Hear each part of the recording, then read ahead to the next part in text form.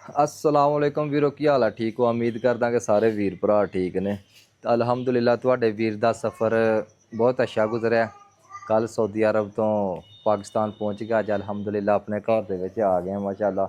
बच्चों नूं मिल के खुशी, अपने पंजाब दी रौनक, हर साइड ते हरियाली। कल दा आए दा ते माशाअल्लाह बारिश हल्की हल्की ना बूंदाबांदी शुरू है। अपना माल्टियां दा दरखत मैं अपने हत्थी ला के गया हा 2 साल पहले, तकरीबन 2 साल पहले ला के गया सी मैं। ते चेक करो माशाअल्लाह दरखत, हाय हाय हाय माशाअल्लाह बहुत अच्छा फल लगे दा सी। घर वाले दस रहे हैं कि फल बहुत लगे दा लेकिन झड़ गया। नींबुआं दा बूह्टा लाया सी, शतूत दा बूह्टा है। घर दे बाहर हरियाली चेक करो माशाअल्लाह, सब्ज़ा चेक करो यार पाकिस्तान ही है, ये वर्गा मुल्क कोई नहीं। बाकी माशाअल्लाह बहुत अच्छा लग रहा है, बहुत अच्छा फील हो रहा है हल्की हल्की बारिश दे विच।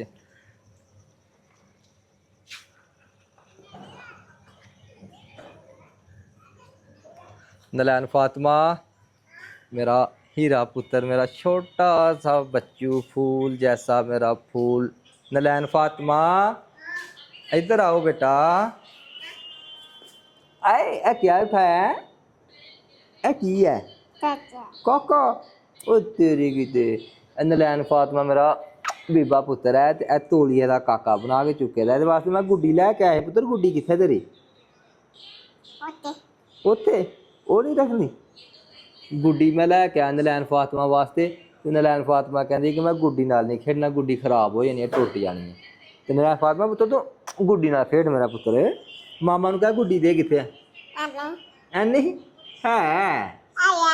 है तो उहदे नाल खेडो। चा ओ तोलिया गंदा हो गया। अपना मेरा एक ही पुत्र है, इस पुत्र का तो मैं इलाज करने वाला होए दा ना। जेह्ड़ा पुत्र तेरा इलाज कर छड़ना मैं। तू मोबाइल बहुत ज़्यादा देखनी है ना, ऐनका लगे दियां तैनूं पुत्र। मोबाइल नहीं देखा कर फिर, ठीक है? उठता फिर छड़ दे मोबाइल। चलो जी, तो मैं अपने छत ते लैके चलना। छत के उत्तों थोड़ा जिहा जाके बाहर का माहौल दिखाने, क्योंकि आज़ाद रहने वाले बंदे हैं तो इत्थे भी आज़ाद ही सिस्टम है साडा। तो चेक करो, आ जा उत्ते आ जा माशाअल्लाह जी। सब्ज़ा चेक करो, माहौल चेक करो। ए मेरा एक छोटा जिहा पिंड है, चेक करो पिंड भेड़ खुर्द। ए मेरा हीरो पुत्र है, शेर पुत्र है। इधर आ तू। तू किदा पुत्र आ? तेरा ते की रौला पाया तू कल दा? अच्छा यार, मैं ना साद अली वास्ते एक गड्डी लैके आया ते होर भी काफ़ी सारियां चीज़ां लियांदियां, लेकिन कोई चीज़ नहीं लै रहा। कहंदा पिया कि मैनूं साइकिल दिओ लिया के। ते तैनूं साइकिल दी जाच ही नहीं पुत्तर अजे। किस तरह चलानी साइकिल तू दस मैनूं, सीधा होके दस मैनूं।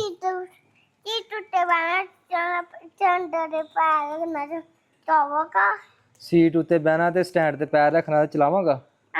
ते केड़ी लैनी, तिन्ना टायरां वाली? अच्छा मेरा पुत्र, हुण ना बारिश पैंदी पई है। आ देख ना बदल पैंदा पिया, पैंदा बदल।